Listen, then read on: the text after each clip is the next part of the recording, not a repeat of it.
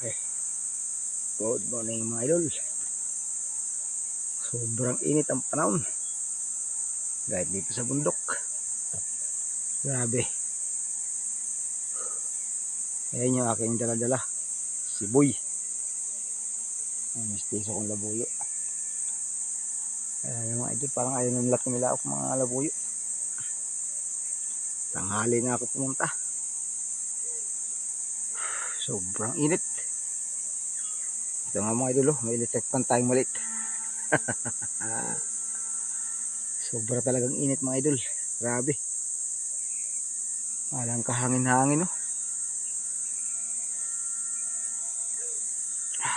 Init talaga. Nagmumuis mga idol yung aking salamin. Sobrang init. Good morning kayo dyan.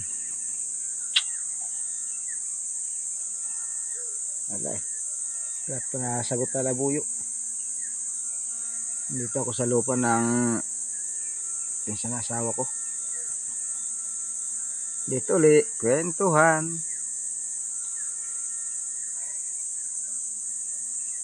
Sobrang init. Kasi ako mga idol makapangati ng ngayon na maayos. Dahil sa ngipin ko. Sakit eh. Nabunod ko to mga idol pagka dito na asawa ko siguro.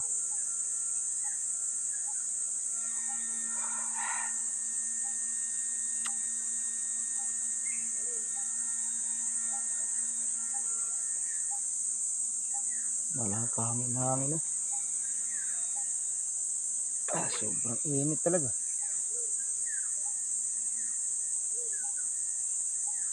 Sabagay, mas malamig-lamig na dito kaysa doon sa bayan. Talaga sa bayan sobrang init. Parang wala yating tao rito. Sa baba siguro kasi linggo ngayon eh. Araw ngayon ng Panginoon. Baka sa pinaka-rest day. Para magsimba mga tao. Pulong-pulong. Tayo mga idol kahit di tayo nagsisimbang alam ng Diyos yan. Basta huwag mo silang kalilimutan lagi. Kahit naliligo. Yan na lang ang mukhang bibig natin. Baka nagsasawa na sa atin.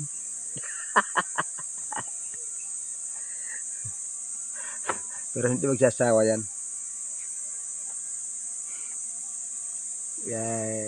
Ano yan eh. Yan ang magulang natin sa buong mundo. Sanglibutan. Asan na kayo mga kasama ko doon? Sa tawid. Yung dalawa roon. Yan sa kabila. Ay ako, stop over muna ako rito, mga idol. Sobrang init. So, pinigaan ko na nga ito, mga idol. Ay, sa mga siguro to eh. Mula dito hanggang doon sa bayan. Mga 5 kilometro. Hindi ako nagkakamali o 4. Lalakarin mo mula doon sa may service motor. Punta rito na sa mga 2 kilometro mahigit. Di ba punta pang bayan? Mga 4 mahigit, ganun. Kulang 5. Hindi pa tayo dito mangangat ha. Doon pa tayo banda. Medyo stop over muna tayo. Saka wala sumasagot eh. Hindi ko alam kung napaghuli na rin nandyan. Kasi ay hindi sumasagot. Yun. May sumagot. Saan yan? Ay, hala. Ang Chinese chicken na ginamit ko nung nakawala yung manok ko. Hiraw. Hinikab tuloy ako mga idol. Tinanghali ako mga idol mga barkada ko mga bata. Doon sila nagsitulog sa may pag-atras ng motor ko. Ay hindi makaka-atras. Hindi ako makakapihit mga idol. Ay gumising anong oras na. Tapos yung anak ko naman pupunta pa ng graduation ng mga bata roon sa kanyang tinuturuan.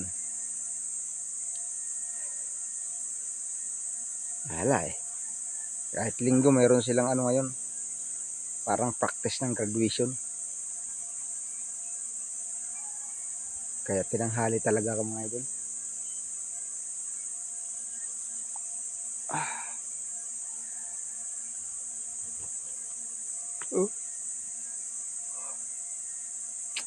Asus, kung dala ko lang mga idol duyang ko, malamang tulog to. Kapagod pa lang mga ganito kalayot, lakad lang. Oh boy, hi ka boy, hi. Boy, hi. Oh, hi si boy. Marami kasi mga tao ngayon sa daan mga idol. Mga nangangampanya-kampanya sa kanilang mga ano.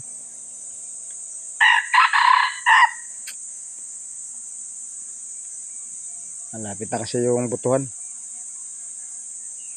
Kaya kampanyahan na. Nakaka-traffic na dyan sa maliliit na daan.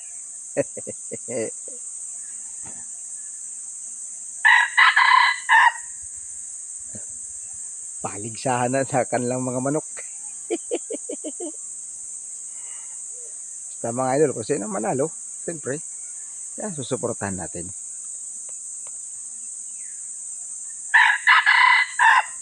Ganun talaga yung buhay ng politika. Huwag na nating gawing ano, porgit hindi ka bumoto, didibdibin mo na yung pangyayari. Hindi cool ka lang. Parang sugal yan talo ka mag-ipong ka. Para sa susunod na labanan, suportahan na lang bawat isa. Alam mo naman tao ang nagdidikta doon.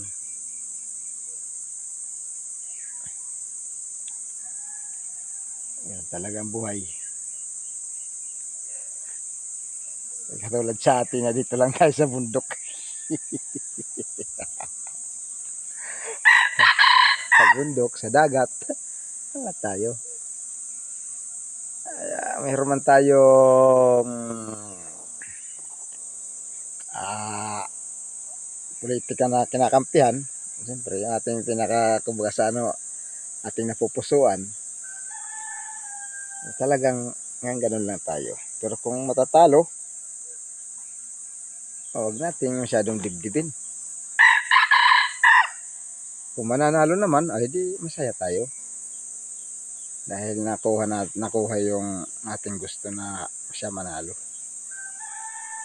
Ganun lang ang politika. Huwag mo na hayaan na humantong sa hindi maganda, pangit. Pagka humantong pa sa hindi maganda yun, mayroon na kayong nun,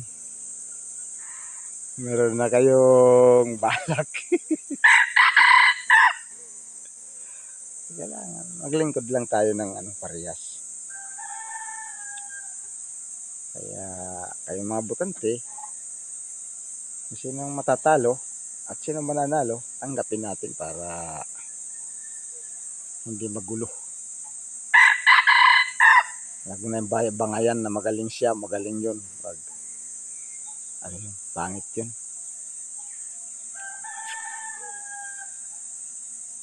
Basta iboto na lang natin ang gusto natin. Simple lang. Pagkatapos natin bumoto, uwi tayo ng bahay, tapos na. Abang-abang na lang natin kinabukasan kung ano nangyari. Ito mga idol, kwentuhan lang to kwentuhan kotsero to. Paalala lang yan. Yun ang masama magpaano. Ang gamot kasi ng taong nakakalimot, mga idol, ay paalala. Paalala lang. Ganyan lang tayo sa ginawa ko. Ganito lang, masiyahin ako ah. Kahit nahihirapan ako sa buhay, masaya pa rin ako. Kasi hindi naman araw-araw Pasko. Araw-araw naman nagluluksa. Hindi ganun. Mayroon din yan. Mayroon yan para sa'yo. Mayroon din para hindi sa'yo. Antayin nyo lang, hindi para sa'yo. Darating yan. Maging sa'yo. Mako. Hindi na tuloy ako mamaya pa kumangati, mga idol. Talagang sus. Ingat. Maya-maya lalakad kaya pagpintuan muna ko rito. At talagang buhay ng sa social media yung mag-ano ka. Papasok ka sa social media. Pag mahihain ka makipag-usap sa sarili mo, at sus. Kumbaga sa politika wala ka makukuha ang boto sa tao.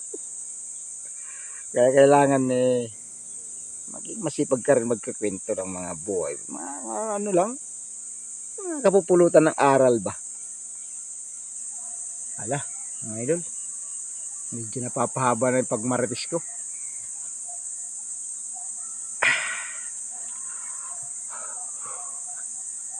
Shout out kayo dyan lahat. Mga hindi na umaano sa aking mga ano dyan. Parang James, ikaw talaga yung masugit kong mga taga pakinig. Kahit parang huli sige pa rin ang ano mo, panonood ng mga video kong paltos.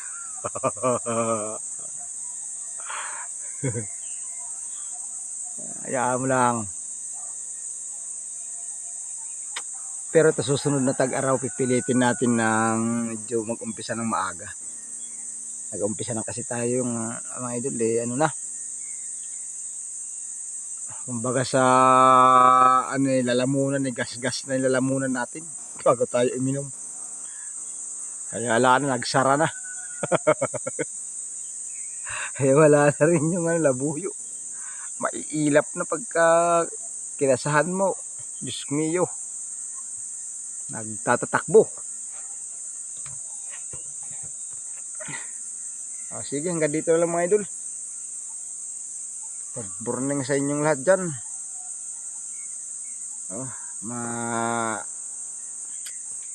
Kano ko dyan sa sumpay. Kahit saan masulok kayo ng mundo at nanonood sa akin.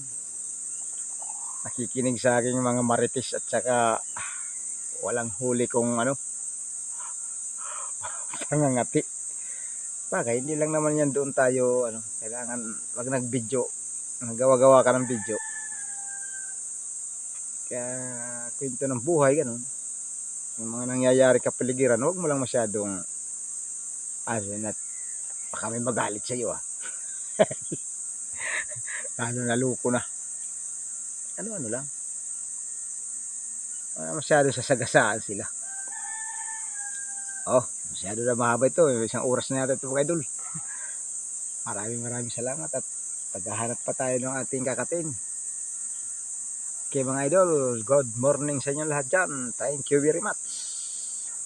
Lagi tayo mag-iingat palagi at manalangin para sa unlad ng ating buhay.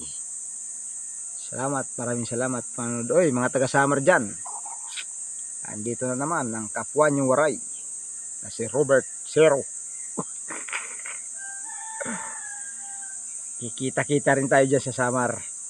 Antayin nyo lang, mamonetize ako rito. Kakalat natin yung sahod natin, kakalat natin dito sa mga kababayan natin.